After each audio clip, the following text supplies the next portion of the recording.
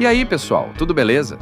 Aqui quem fala é o Eduardo, e sejam todos muito bem-vindos ao canal Super Ficção. Hoje vamos conhecer juntos a história do clássico Mad Max, um filme que marcou gerações e moldou o cinema de ação e ficção como conhecemos hoje. Mas antes de começar, um aviso importante. Este vídeo contém spoilers.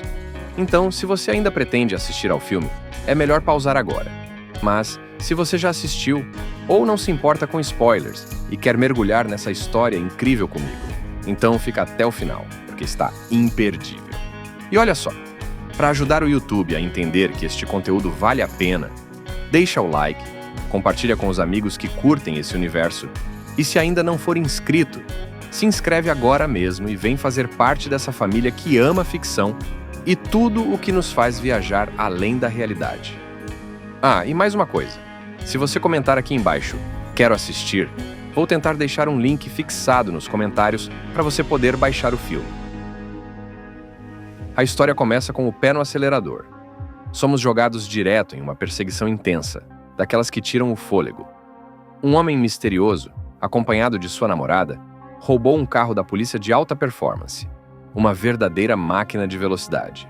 Ele mesmo se intitula Knight Rider, interpretado por Vincent Gill, um sujeito completamente fora da realidade. Insano, imprevisível, perigoso. Enquanto ele rasga o asfalto em alta velocidade, deixando o caos para trás, os policiais locais tentam desesperadamente alcançá-lo.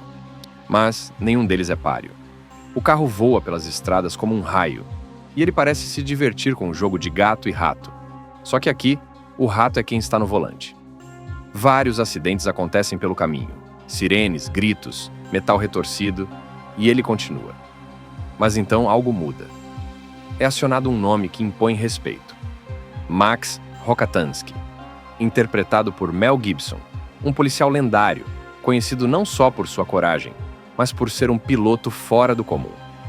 Quando ele entra na perseguição, o ar muda. Knight Rider percebe. Ele sente. Ele sabe que agora está sendo caçado por alguém que entende a estrada tão bem quanto ele, ou talvez até melhor. O desespero toma conta. O rosto do criminoso muda. A insanidade começa a dar lugar ao medo. E é nesse momento que o destino dá seu golpe final. Um acidente à frente bloqueia a estrada. Max, com toda a sua habilidade, consegue parar a tempo. Mas Knight Rider, não. Ele perde o controle. O carro colide violentamente e explode em chamas. Ele e sua namorada morrem carbonizados, ainda presos àquela máquina que foi sua liberdade e sua sentença. Um começo brutal, um aviso de que esse mundo não perdoa. E o som dos motores ainda ecoa no ar. Depois da trágica morte de Knight Rider, a poeira mal havia assentado quando a polícia começou a descobrir verdades mais sombrias. Knight Rider não era apenas um criminoso qualquer. Ele fazia parte de uma gangue nômade de motoqueiros, um grupo perigoso que vagava de cidade em cidade, deixando um rastro de crimes e destruição. Eles não tinham regras, não tinham limites, e agora queriam vingança. Juraram que destruiriam a força policial responsável pela morte do seu irmão de estrada. No começo, parecia apenas uma ameaça vazia, o tipo de provocação típica desses grupos. Mas logo a coisa ficou séria demais. Policiais começaram a morrer. Entre eles, Jim Goose, mais conhecido como Pato, interpretado por Steve Bisley, um dos companheiros mais leais de Max. Mais que um parceiro, um amigo, quase um irmão. Pato foi brutalmente assassinado por um dos integrantes da gangue, um sujeito cruel conhecido como Johnny Boy, interpretado por Tim Burns. O golpe foi profundo, mas o que veio depois foi ainda mais revoltante. Por influência, corrupção e medo, Johnny Boy foi solto. A justiça falhou. Os motoqueiros seguiram livres.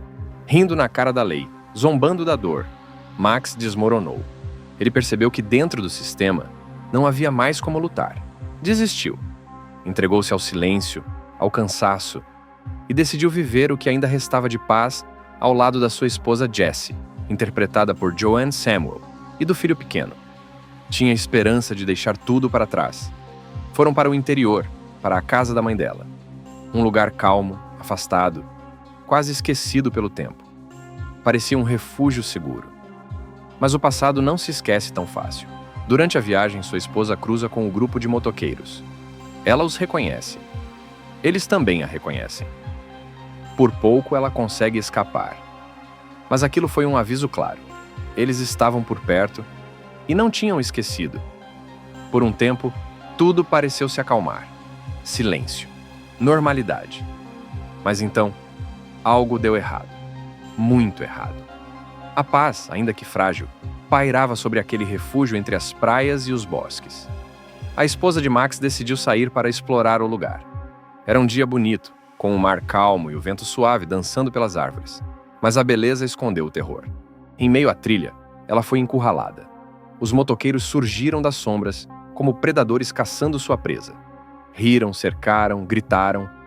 Não encostaram nela, mas plantaram o pânico com maestria. Ela correu, o coração disparado, engolindo o medo com cada passo de volta para casa. Quando chegou apavorada e trêmula, contou tudo para Max. O olhar dele mudou. Virou gelo. Sem pensar duas vezes, ele saiu para vasculhar a área, deixando a esposa e o filho sob os cuidados da mãe dela. Mas esse foi o erro. O plano deles funcionou. Enquanto Max procurava sombras, o inimigo já estava dentro da luz. Eles vieram para levar o que ele mais amava. Mas não contavam com a fúria de uma mãe. A avó, com coragem feroz, enfrentou os motoqueiros. Lutou, protegeu, salvou sua filha e o neto por instinto, como uma leoa protegendo sua cria. Conseguiu colocá-los no carro. A fuga começou. Mas o destino, cruel, tinha outros planos. O carro quebrou. No desespero de continuar a fuga a pé, na estrada, eles foram atropelados. A esposa de Max e o filho não sobreviveram. A morte foi brutal. O mundo de Max desabou de vez. Ali, naquele momento, nasceu outra coisa. A justiça já não era o objetivo. Era vingança. Era guerra. Sem mais nada a perder, Max voltou à delegacia. Silencioso. Determinado. Ele entrou numa garagem restrita e ativou um projeto especial. Um carro projetado para perseguições de altíssima periculosidade. Uma verdadeira máquina de guerra sobre rodas. Ele não avisou ninguém. Não pediu autorização. Só ligou o motor e foi. Um a um, ele caçou os motoqueiros, estudando seus hábitos, seus esconderijos, suas rotas. Foi eliminando sem piedade, como um fantasma do asfalto. Virou o monstro que os monstros criaram. Restou apenas um, o líder, o homem por trás de tudo. E Max está chegando. Mesmo com tudo que havia feito, com todo o sangue derramado, com toda a dor deixada pelo caminho, o líder dos motoqueiros falhou. Ele tentou parar Max, armou ciladas, usou cada truque sujo que conhecia, mas nada foi suficiente. Porque Max já não era mais só um homem. Ele era a fúria encarnada. Era o som do motor ecoando pela alma. Era dor que virou propósito, medo que virou aço. O líder sabia, se fosse alcançado, não haveria misericórdia. E então, ele fugiu. Fugiu como um rato, sentindo o peso de um caçador imparável em sua cola. Mas o medo o traiu. O desespero de escapar da ira de Max o fez perder o controle. Em uma curva mal calculada, o destino se impôs. Colidiu de frente com um caminhão. A destruição foi total, instantânea, brutal. Nada restou, nem nome, nem história.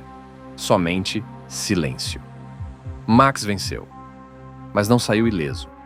Seu corpo respirava, mas sua alma vagava sem rumo.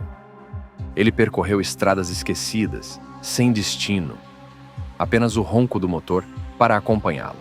E foi então, em mais um desses caminhos perdidos, que o inesperado aconteceu. Johnny Boy. Aquele que havia escapado. Aquele que tirou a vida de Pato.